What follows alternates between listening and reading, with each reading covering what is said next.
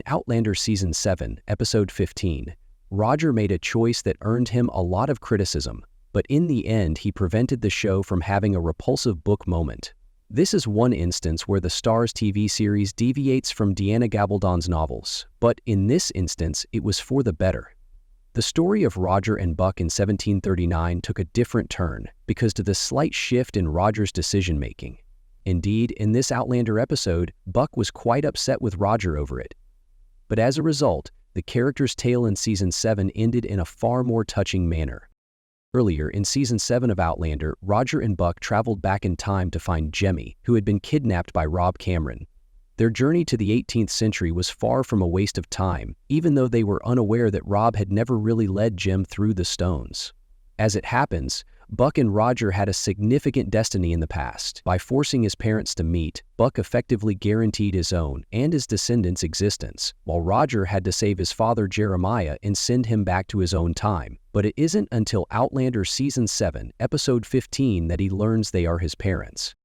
Roger was well aware that Galis Duncan and Dougal Mackenzie were Buck's parents when he first visited them in 1739. When Claire initially arrived in the 20th century, they would conceive Roger's ancestor a few decades later.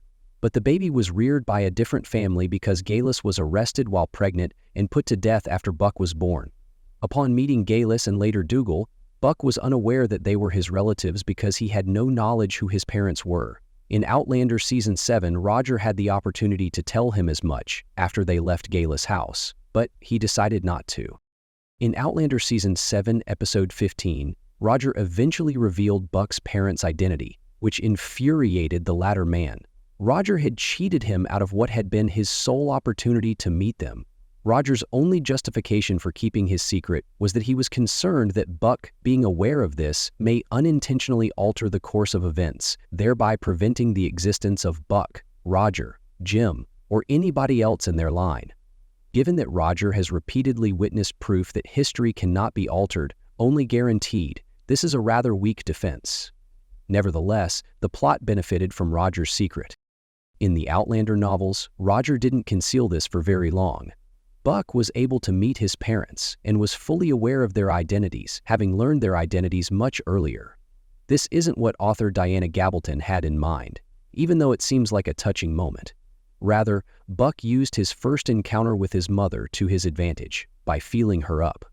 After they shared a kiss, Buck let Galis direct his hand to her exposed nether area. Buck was all too happy to discuss his sexual encounter with his mother when he later got back together with Roger. Although Buck's case of Oedipus syndrome is not very novel in the literary world, it is nonetheless disgusting. Although sexually explicit scenes have not been avoided in Starz's Outlander TV series, this kind of incest would not have fit in with the on-screen depiction of Roger and Buck's 1739 trip. By having Roger withhold this information until it was too late for Buck to meet Galis and Dougal again, the series was better off ignoring this completely. Roger may have been unjust to withhold such a thing from his family, but at least he spared him from a really unpleasant encounter. In Outlander Season 7, Episode 15, Buck pardoned Roger once he had had a chance to calm down. But he used the occasion to write to his mother, saying that he couldn't bear the thought of never being able to find some closure. Since their presence in 1739 had actually brought Galis and Dougal together, thereby guaranteeing his existence, he reminded Roger that there was nothing he could do to make himself cease to exist. After that, Buck made a heartfelt speech about how he was committed to keeping their family safe and how Roger and Jem, as his descendants, are just as good as his own kids. Compared to the one in which he feels up his own mother, this was a considerably more poignant ending to this character's 1739 experience. In Outlander, Buck and Roger had developed a strong relationship, and it is far better that this friendship not be marred by Roger's distaste for what Buck did.